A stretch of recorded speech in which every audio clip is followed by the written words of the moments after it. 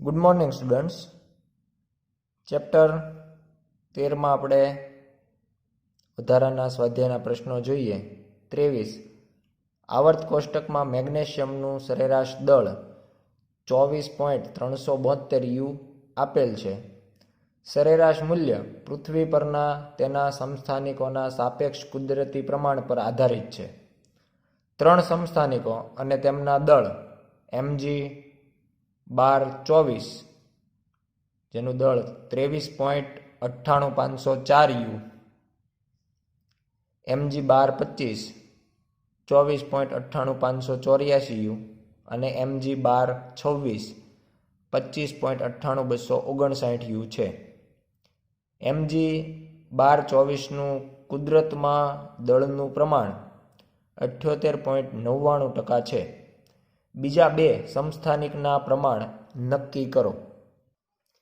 અહીંયા આપણને જે 3 સમસ્થાનિકની વાત કરી છે એમાં જે પહેલો સમસ્થાનિક છે mg 1224 નું પ્રમાણ આપવામાં આવ્યું છે 78.99%. બાકીના જે બે પ્રમાણ છે એ આપણે ધારી લઈએ અને પછી મેળવીએ. તો ધારો કે mg 1226નું પ્રમાણ x% જેટલું હોય અને છેલ્લો જે સમસ્થાનિક છે એ mg 1225 નું પ્રમાણ. તો કે હવે આપણે y કે અન્ય કોઈ રાશિ ધારવાના બદલે આ બંને જે પ્રમાણ છે એના ઉપરથી જ આપણે ત્રીજું પ્રમાણ નક્કી કરીએ. તો કે ધારો કે બે સમસ્થાનિક હોય ને એકનું પ્રમાણ 80% હોય તો બીજાનું 20% હોય, કારણ કે આપણે 100માંથી જે પ્રમાણ છે બાદ કરતા હોય. તો mg 25નું પ્રમાણ પણ આપણે એ જ રીતે નક્કી કરશું. 100 માઇનસ એના સિવાયના બે સમસ્થાનિક છે તો એ બંનેના જે પ્રમાણ છે એ આપણે 100માંથી બાદ કરવાના રહે, એટલે કે 78.99 વત્તા x% થાય. એટલે ધારો કે જો એકનું પ્રમાણ 78% હોય ને બીજાનું પ્રમાણ કદાચ 2% મળે તો ટોટલ બેનો સરવાળો 80% થાય. એટલે 100 માઇનસ બંનેનો સરવાળો એટલે કે 80 કરીએ તો ત્રીજાનું પ્રમાણ આપણને 20% મળે. એટલે બંનેનું જે પ્રમાણ છે પહેલાનું અને બીજાનું એ આપણે મૂળ ટકાવારી 100માંથી બાદ કરતા ત્રીજાનું પ્રમાણ લખી શકાય. હવે જો આપણે સરેરાશ પરમાણુ ભારનું સમીકરણ વાપરીએ તો mg is equal to mg 24 ગુણ્યા 78.99, કારણ કે mg 24નું પ્રમાણ આપણને 78.99 આપેલું છે, વત્તા બીજું છે mg 26 કે જેનું પ્રમાણ આપણે અહીંયા લીધેલું છે x%, એટલે ગુણ્યા x, વત્તા ત્રીજું છે mg 25 જેનું પ્રમાણ છે 100 માઇનસ 78.99 વત્તા x% અને ભાગ્યા 100. એટલે આ પ્રમાણે આપણે mg માટેનું સરેરાશ દળ પરમાણુ દળ છે એ મેળવી શકાય. અહીંયા mg 24નું દળ ધ્યાનમાં લઈએ તો mg 24નું દળ આપણને આપવામાં આવ્યું છે 23.98504 ગુણ્યા 78.99 વત્તા બીજું દળ આપણે લેવાનું mg 26 જે આપવામાં આવ્યું છે 25.98259 જેનું પ્રમાણ છે x%, વત્તા mg 25 જેનું દળ છે 24.98584 અને જેનું પ્રમાણ 100 માઇનસ 78.99 માઇનસ એક્સ. એટલે અહીંયા આપણે જે માઇનસની નિશાની છે એ અંદર કૌંસમાં ગુણી દીધી એટલે બંને પદ નેગેટિવ થઈ જશે, ભાગ્યા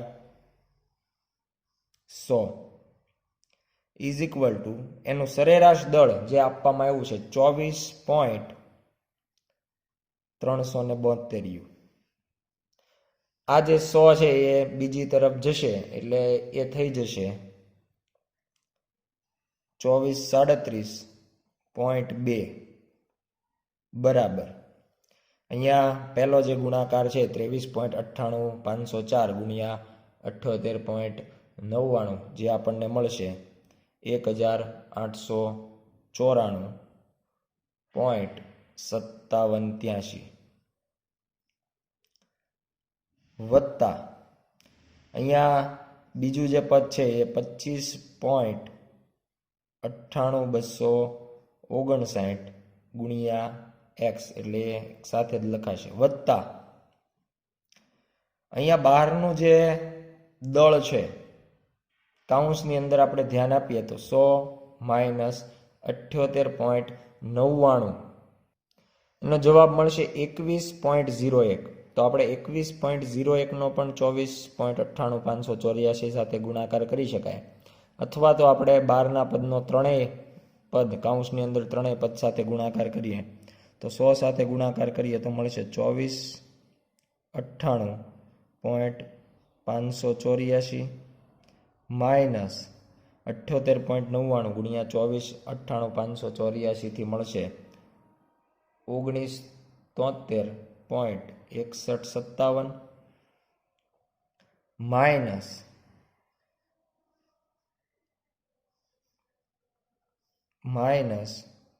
24.98.584 ગુણ્યા એક્સ એટલે આ પ્રમાણેનું આપણને પદ મળશે. હવે જો સાદું રૂપ આપીએ તો અહીંયા 1894.5783 વત્તા 24.98.584 માઇનસ 1973.6157 નો જવાબ મળશે આપણને 2419.5466. અહીંયા બે પદ આપણી પાસે એક્સ વાળા છે એટલે 25.98259 એક્સ માઇનસ 24.98.584 એક્સ જેનો જવાબ આપણને મળશે 0.99695 એક્સ બરાબર 2437.2. હવે જો આપણે 0.99695 એક્સને સૂત્રનો કરતા બનાવીએ તો 2437.2 માઇનસ 2419.5466 આનાથી આપણને જવાબ મળશે 11.6734 અને આના ઉપરથી જો આપણે એક્સને સૂત્રનો કરતા બનાવીએ તો 0.99695 બીજી તરફ છેદમાં જતા રહેશે અને જેનાથી આપણને એક્સનું મૂલ્ય મળશે 11.71%. અને આપણે જે એક્સનું મૂલ્ય ધાર્યું છે એ જોઈ શકાય કે mg 26 માટે આપણે એક્સ પ્રમાણ x ટકા હશે એવું ધાર્યું હતું. તો અહીંયા આપણે એવું કહી શકાય કે mg 26નું પ્રમાણ 11.71% હશે, તેમજ x ઉપરથી આપણને બીજું પ્રમાણ mg 25નું પણ મળશે. mg 25નું પ્રમાણ 100 માઇનસ 78.99 માઇનસ 11.71% એટલે કે 9.3% થાય.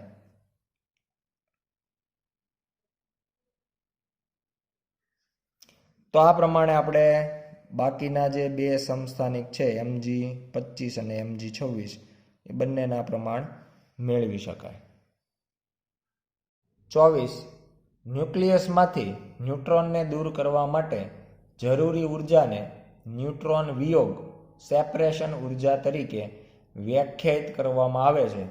નીચેની વિગતો પરથી કેલ્શિયમ 2041 અને એલ્યુમિનિયમ 1327ના ન્યુક્લિયસ માટે ન્યુટ્રોન વિયોગ ઉર્જાના મૂલ્ય શોધો. અહીંયા આપણને કેલ્શિયમ 40 તેમજ કેલ્શિયમ 41 ઉપરાંત એલ્યુમિનિયમ 26 અને એલ્યુમિનિયમ 27ના દળ આપવામાં આવેલ છે.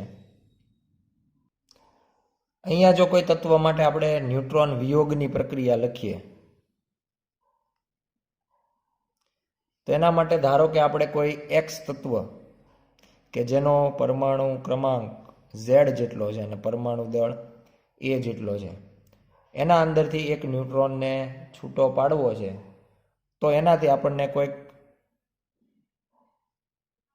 એક્સ તત્વ મળે કે જેનો પરમાણુ ક્રમાંક ઝેડ હોય પણ પરમાણુ દળાંક 1 જેટલો એટલે કે A-1 1 જેટલો ઓછો થાય વત્તા N01 એટલે એક ન્યુટ્રોન આપણને મુક્ત મળે. પણ આ પ્રક્રિયા આપમેળે થતી નથી. આ માટે આપણે એને ઉર્જા આપવી પડે, જેને કહેવામાં આવે ન્યુટ્રોન વિયોગ ઉર્જા. એટલે ખરેખર આપણે ક્યુ જે છે એ ડાબી તરફ પ્લસ કરવાનું થાય. જો આપણે જમણી તરફ લખીએ તો એ નેગેટિવ મળે. એટલે આનો મિનિંગ એવો છે કે આનું જે દળ છે એ પ્રમાણમાં ઓછું છે, એમાં આપણે ઉર્જા આપીએ છીએ એટલે ઉર્જાનું રૂપાંતર થઈ જશે દળમાં. એટલે અહીંયા આપણને આ બંને નિપજ તરીકે જે મળે છે એનું દળ જનક ન્યુક્લિયસ કરતાં, બંનેનો જે સરવાળો છે દળનો એ જનક ન્યુક્લિયસ કરતાં વધારે હોય.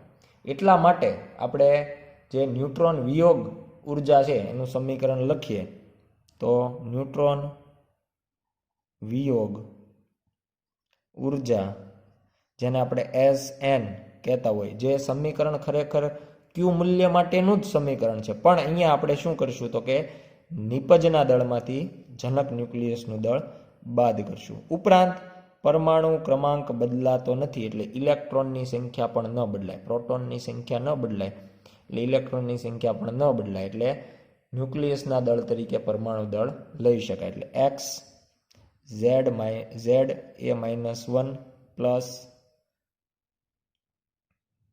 M N minus M of X ZA. એટલે આ બંને જે નિપજ છે એના દળમાંથી જનકનું દળ બાદ થશે એટલે આ પ્રમાણે સમીકરણ મળે. આ ડેલ્ટા M થઈ ગયું ઇન્ટુ C². હવે અહીંયા આપણે પહેલી જે પ્રક્રિયા છે ધ્યાનમાં લઈએ તો પહેલી પ્રક્રિયા આપણને કહેવામાં આવી છે કેલ્શિયમ માટે. તો કેલ્શિયમ 2041 એમાંથી આપણે એક ન્યુટ્રોન છૂટો પાડીએ એટલે કેલ્શિયમ 2040 મળશે ઉપરાંત N01. આના માટે આપણે SN લખીએ તો SN is equal two M of calcium 40 વત્તા MN minus M calcium 41 into C² સમીકરણ બનશે. કેલ્શિયમ 40 માટેનું દળ આપણને અહીંયા આપવામાં આવ્યું છે 39.96 2591. ન્યુટ્રોન માટેનું દળ આપણે લઈએ છીએ 1.008665 અને કેલ્શિયમ 41 માટે અહીંયા આપણને આપવામાં આવ્યું છે 40.962278 ઇન્ટુ C². આપણે અહીંયા C² ની કિંમતમાં 931.5 મેગા ઇલેક્ટ્રોન વોલ્ટ ડાયરેક્ટ લખતા હોઈએ છીએ. હવે જો આની બાદ બાકી લખવામાં આવે તો એ આપણને મળશે 0.00898 ઇન્ટુ C² ની જગ્યાએ 931.5 મેગા ઇલેક્ટ્રોન વોલ્ટ. એટલે અંદાજિત આપણને ન્યુટ્રોન વિયોગ ઉર્જા મળશે 8.36 મેગા ઇલેક્ટ્રોન વોલ્ટ. તો આ પ્રમાણે આપણે કેલ્શિયમ 41 માંથી એક ન્યુટ્રોનને દૂર કરવો હોય તો 8.36 મેગા ઇલેક્ટ્રોન વોલ્ટ જેટલી ઉર્જા જોઈએ. બીજી પ્રક્રિયામાં આપણને એલ્યુમિનિયમ માટે કહેવામાં આવ્યું છે એલ્યુમિનિયમ 1327 જે એક ન્યુટ્રોનના વિયોગથી બનશે એલ્યુમિનિયમ 1326 વત્તા 1 ન્યુટ્રોન. તો એમાં પણ આપણે કંઈક ઉર્જા એને આપવી પડે તો આપણને ન્યુટ્રોન છૂટો મળશે. તો એના માટે Sn મેળવીએ તો m ઓફ એલ્યુમિનિયમ 26 વત્તા m of neutron minus m of aluminium 27 into c². સૂત્ર બનશે, કિંમતો મૂકીએ તો એલ્યુમિનિયમ 26નું દળ લેવામાં આવ્યું છે 25.986895. ન્યુટ્રોનનું દળ 1.00865 અને એલ્યુમિનિયમ 27 માટેનું દળ 26.981541 ઇન્ટુ c². બધાની સરવાળો બાદબાકી કરીએ તો જવાબ મળશે 0.014019 ગુણ્યા 931.5 mega electron volt is equal two, આના માટે પણ ન્યુટ્રોન વિયોગ ઉર્જા અંદાજિત મેળવીએ તો 13.05 મેગા ઇલેક્ટ્રોન વોલ્ટ. એટલે એલ્યુમિનિયમ છે એને એક ન્યુટ્રોનને જુદો પાડવા, એલ્યુમિનિયમ 27માંથી એક ન્યુટ્રોનને જુદો પાડવા 13.05 મેગા ઇલેક્ટ્રોન વોલ્ટ જેટલી ઉર્જા આપવી પડે. 25. એક સ્ત્રોત ફોસ્ફરસના 2 રેડિયો ન્યુક્લાઇડ્સ P1532 જેનો અર્ધાયુ સમય 14.3 દિવસ અને P1533 જેનો અર્ધાયુ સમય 25.3 દિવસ ધરાવે છે. પ્રારંભમાં 10% ક્ષય P33 માંથી આવે છે. આ 90% બને તે માટે કેટલો સમય લાગશે? અહીંયા આપણે ધારો કે ફોસ્ફરસનો કુલ જથ્થો છે એ આકૃતિમાં દર્શાવ્યા પ્રમાણે લઈએ તો એના અંદર એના 2 સમસ્થાનિકો હશે. એમાં પહેલું જે સમસ્થાનિક છે એને આપણે લઈ લઈએ ફોસ્ફરસ 32, જેના માટેનો અર્ધાયુ સમય આપવામાં આવ્યો છે 14.3 દિવસ. અને બીજો જે સમસ્થાનિક છે એ છે ફોસ્ફરસ 33, જેના માટે અર્ધાયુ આપવામાં આવ્યો છે 25.3 દિવસ. તો આ બંને જે સમસ્થાનિકો છે એના અંદર ફોસ્ફરસ માટે આપણને કીધું છે કે શરૂઆતમાં P33 માંથી માત્ર 10% જ ક્ષય થાય છે. એટલે બાકીનો જે ક્ષય થતો હોય, ટોટલ આમાંથી જે કંઈ ક્ષય થાય છે એમાંના 10% P33 ના લીધે છે. બાકીના 90% જે છે એ આપણે કોના લીધે ગણી શકીએ તો કે ફોસ્ફરસ 32 ના કારણે. આપણે વાત કરીએ છીએ T બરાબર 0 સમયની, એટલે કે પ્રારંભિક સ્થિતિ થઈ.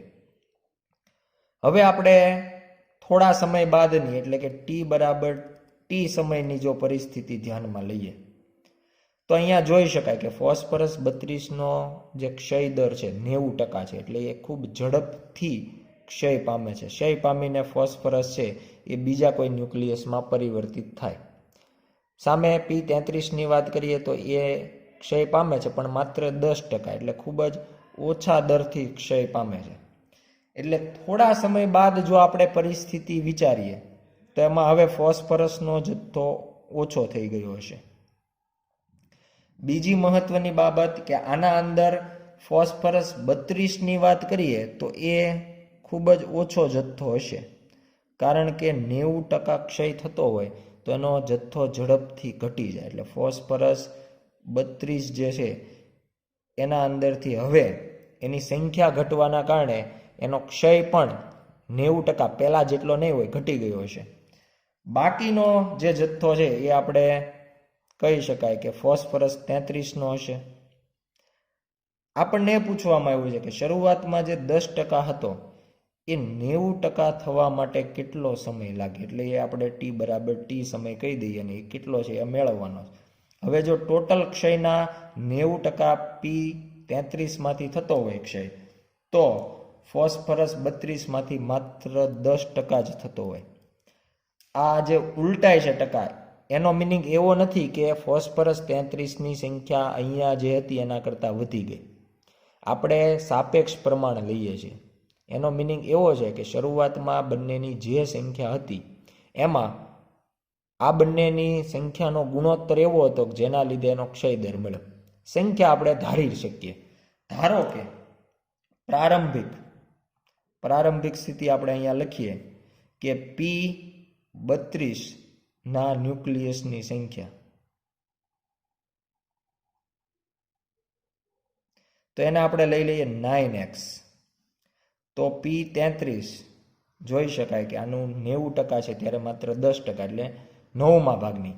તો ન્યુક્લિયસની સંખ્યા પણ 9મા ભાગની હોય એટલે કે x લઈ શકાય. T બરાબર T એટલે કે અંતિમ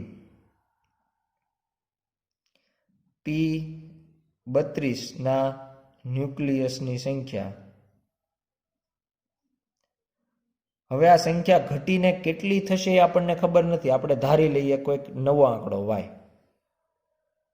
એટલે 9x કરતાં y ઓછું જોવાનું, કારણ કે સંખ્યા તો ઘટતી જ ગઈ હોય. એ પ્રમાણે P33 ના ન્યુક્લિયસની વાત કરીએ તો P33 ના ન્યુક્લિયસની સંખ્યા, તો એ આના કરતાં હવે જોઈ શકાય કે P32ની જે ક્ષય દર છે એના કરતાં P33નો વધારે છે. 10 હોય તો 90 છે, એટલે 9 ગણો તો અહીંયા 9y એવું લખી શકાય. x કરતાં 9y ઓછો જશે. શરૂઆતની જે સંખ્યા છે એના કરતાં હવેની સંખ્યા, આ આપણે બંનેનું પ્રમાણ બતાવીએ છીએ. અહીંયા જે y અને 9y લખ્યા છે, 9x અને x લખ્યા છે, એ કોઈ એક સમયે બંનેના જે ન્યુક્લિયસની સંખ્યા છે એનો સાપેક્ષ પ્રમાણ દર્શાવેલ છે.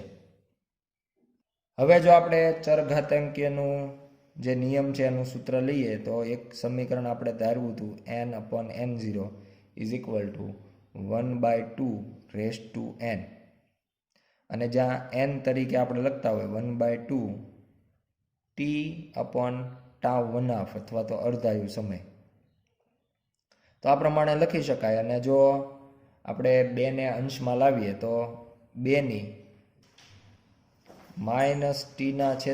- t/t1/2 દર્શાવી શકાય. જેના ઉપરથી n ને જો સૂત્રનો કરતા બનાવવામાં આવે તો n0 × 2 - t/t1/2 આવું સૂત્ર બને. હવે આપણે ફોસ્ફરસ 32 માટે આ સમીકરણ લખીએ તો n0 એટલે t બરાબર 0 સમય અને n બરાબર t સમયના ન્યુક્લિયસ. તો હવે આપણે n બરાબર લખી શકાય y બરાબર 0 સમયે 32ની સંખ્યા તો કે 9x, 2 - t છેદમાં અર્ધાયુ સમય 14.3 દિવસ, જેને કહી દઈએ સમીકરણ 2. સેમ સમીકરણ વાપરીએ P33 માટે, તો એની અંતિમ સંખ્યા થશે 9y. શરૂઆતની t બરાબર 0 સમયની સંખ્યા x, 2 - t ના છેદમાં એનો અર્ધાયુ સમય 25.3. આ થઈ જશે આપણું સમીકરણ નંબર 3. અને હવે સમીકરણ 3 ભાગ્યા સમીકરણ 2 બંનેનો આપણે ગુણોત્તર લઈ લઈએ તો ગુણોત્તર આપણને મળશે 9y/y, 9y/y બરાબર બીજી તરફ મળશે x/9x, x/9x. અહીંયા લખીએ તો 2 - t/25.3 છેદમાં 2 - t/14.3 આ પ્રમાણેનું સમીકરણ આપણને મળશે. સમીકરણને જો સાદુરૂપ આપીએ તો અહીંયા આપણને મળશે 9 બરાબર 1/9, એટલે અહીંયા y કેન્સલ થશે, બીજી તરફ x કેન્સલ થાય. અહીંયા જો 2ની ઘાત લખીએ આપણે તો છેદની અંદર જે માઇનસ ઘાત છે ઉપર આવે તો પ્લસ થઈ જાય, એટલે પહેલાં આપણે પ્લસ લખીએ અને એમાં બંનેમાં t કોમન નીકળશે, એટલે પહેલી ઘાત તરીકે લખાશે 1/14.3 - 1/25.3. આ પ્રમાણેનું આખું પદ બનશે.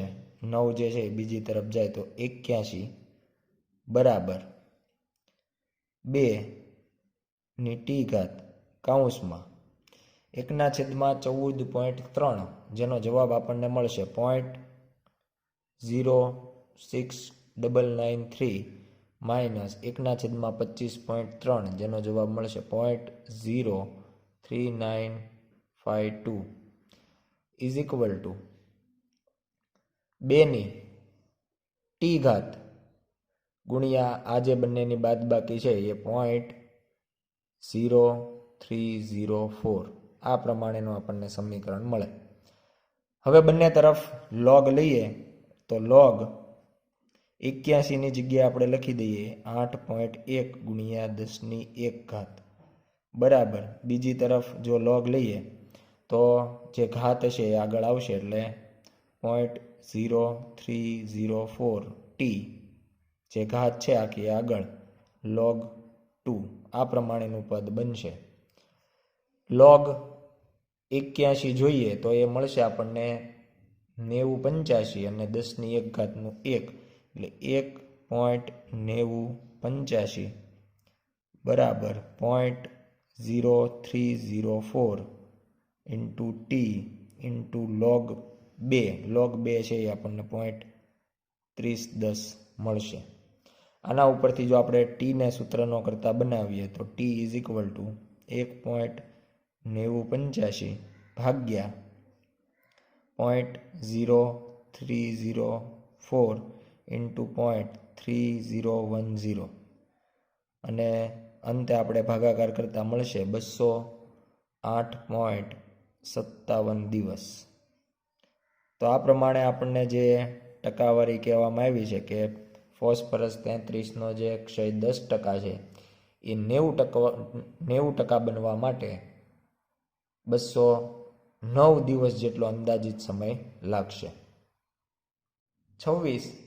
કેટલાક સંજોગોમાં ન્યુક્લિયસ આલ્ફા કણ કરતાં વધુ દળના કણના ઉત્સર્જનથી ક્ષય પામે છે. નીચેની ક્ષય પ્રક્રિયા વિચારો. રેડિયમ 88 223 gives લેડ 82 209 વત્તા કાર્બન 614. બીજી પ્રક્રિયા રેડિયમ 88 223 gives રેડન 86 219 વત્તા હિલિયમ 24. આ ક્ષય માટે ક્યુ મૂલ્ય ગણો અને આ બંને ઉર્જાની દ્રષ્ટિએ મંજૂર છે તેમ નક્કી કરો.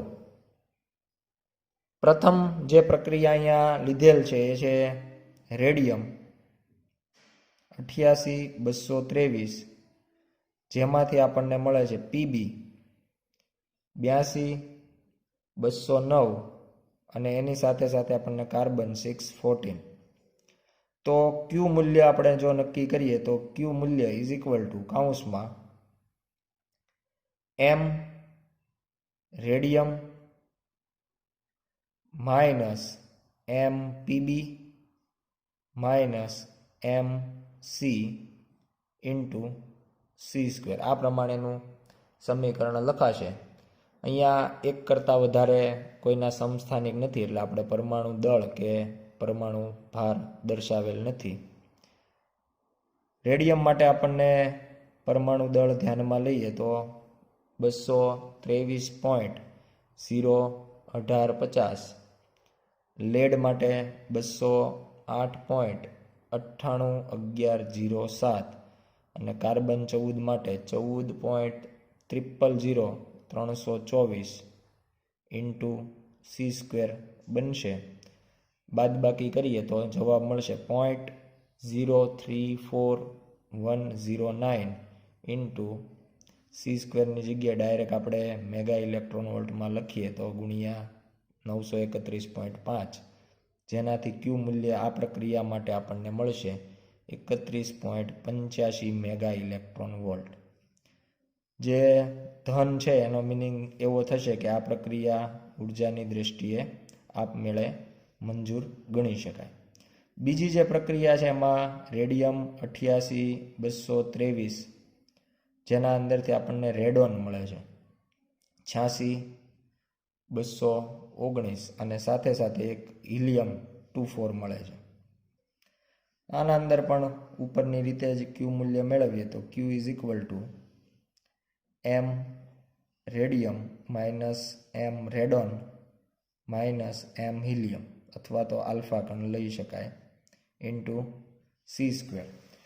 બધી કિંમતો મૂકી દઈએ તો 223.01850, રેડિયમ માટે 219.00948, માઇનસ હિલિયમ માટે 4.0026 ગુણ્યા સી સ્ક્વેર અને બાદ બાકીથી આપણને મળશે 0.00642 સી સ્ક્વેરની જગ્યાએ 931.5 મેગા ઇલેક્ટ્રોન વોલ્ટ અને ગુણાકાર કરવાથી જવાબ મળશે 5.98 મેગા ઇલેક્ટ્રોન વોલ્ટ.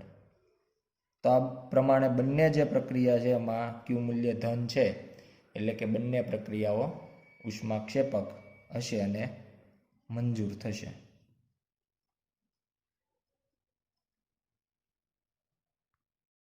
27.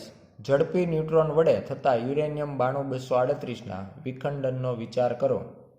એક વિખંડન ઘટનામાં કોઈ ન્યુટ્રોન ઉત્સર્જિત થતો નથી અને બીટા નેગેટિવ ક્ષય પામ્યા બાદ પ્રાથમિક ટુકડાઓ સેરિયમ 58140 અને રુધેનિયમ 4499 છે.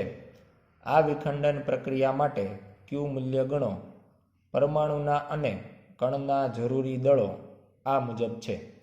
યુરેનિયમ 92238 બરાબર 238.05079 યુ, સેરિયમ 58140 બરાબર 139.90543 યુ, રુધેનિયમ 4499 બરાબર 98.90594 યુ.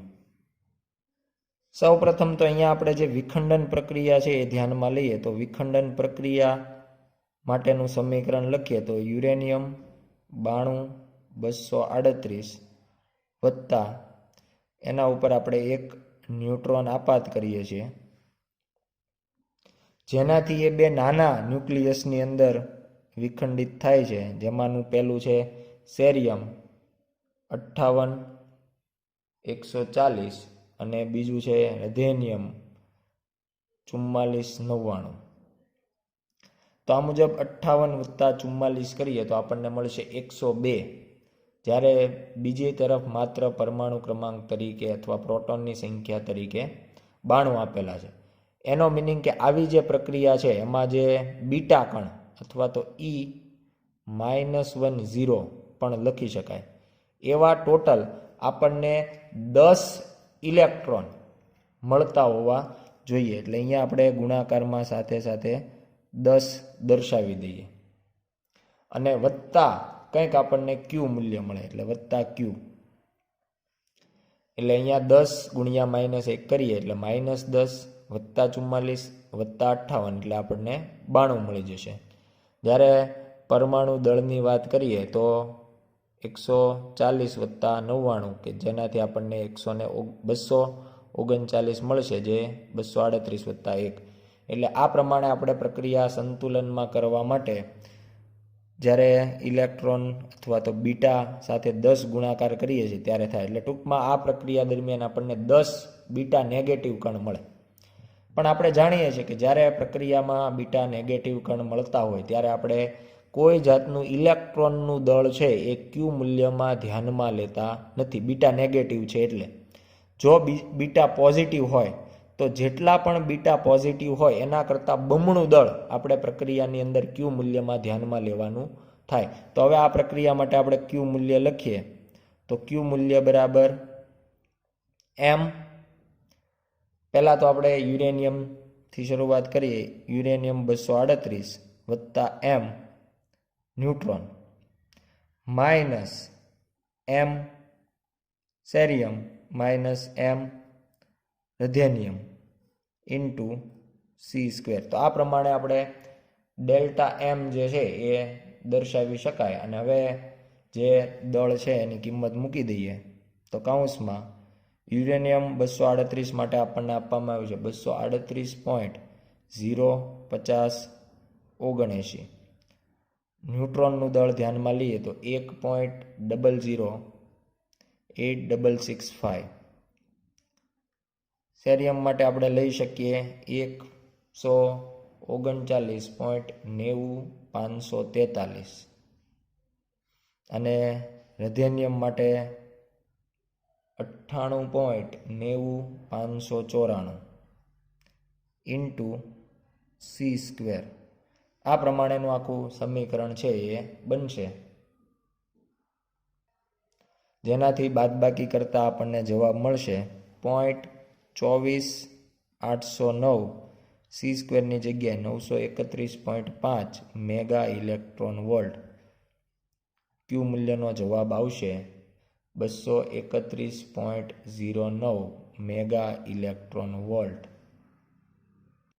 એટલે લગભગ આપણે એને 231.1 મેગા ઇલેક્ટ્રોન વોલ્ટ તરીકે લખી શકીએ.